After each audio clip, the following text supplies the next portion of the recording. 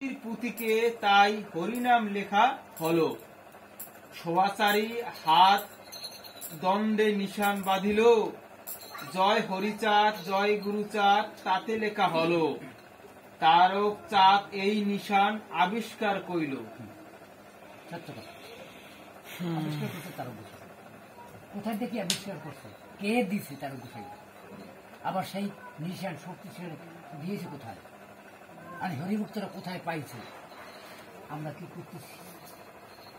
তেনার নিশান অত দেখছি।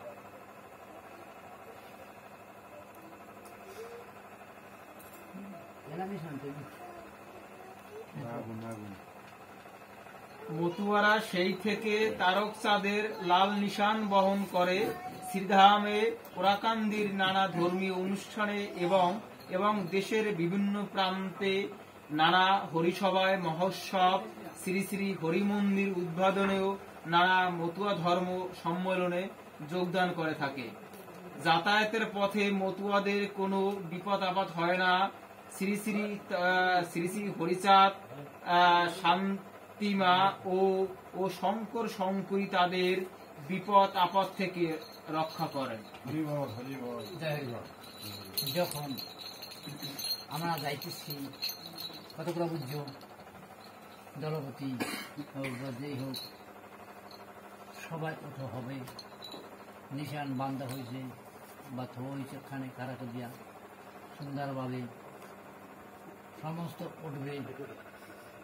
ওঠার পরে আমি কিন্তু কথা বলে যাই, কথা থেকে লক্ষ্য করবা, পঙ্কুতে পঙ্কুতে কিরাম পঙ্কুতে পঙ্কুতে লক্ষ্য করবা। যেমন গাড়ি খাড়া করছি, শতপতি মানুষ বসছে, যে দলপতি উদ্যোগতি শ্বাসটাকে রাখে সেই হরিগুরু চাঁদকে বলে, হরিগুরু চাঁদ বলে গুরু নাম স্মরণ করে, হে ঠাকুর তুমি আমাকে সাথে থাকতো, এই যা ভক্তবৃন্দ যা আছে তোমার লক্ষ্য রাখতো, তুমি এখন ফর্সা এইরকম ফর্সা কথা বাবা, আমি মনের কথা বলবো না, মনের কথা সময় আছে, তুমি এই লক্ষ্য রাখিয়া সুস্থ শরীর তোমার বাড়ি আমি যাইতে পারি, আবার তোমার বাড়ি থেকে এই ভক্তবৃন্দ নিয়ে যেন এই মন্দির আসতে পারে। তুমি আমার সহায় থাকো, জয় হরিবল বলে সাতবার প্রতিষ্ঠান করিয়া, একবার প্রতিষ্ঠান করিয়া, একটা ধ্বনি করিয়া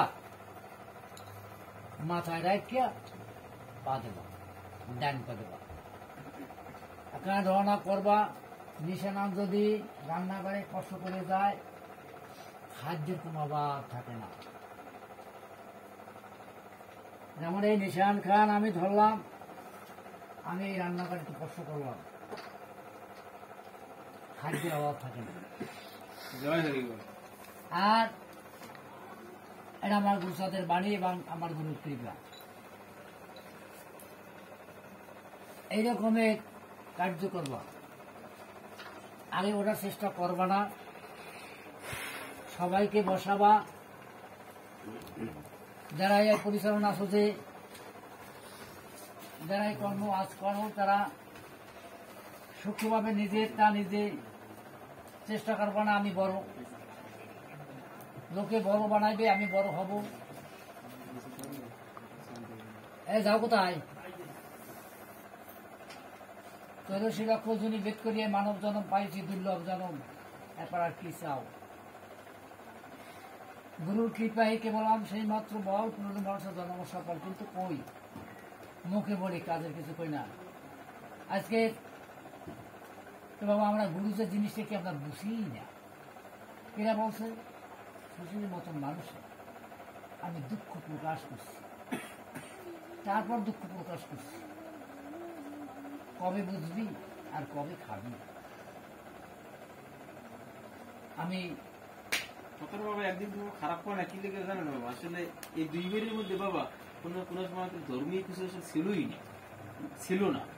একটা ব্যক্তি মাত্র শুধুমাত্র কেতন একটু দিত,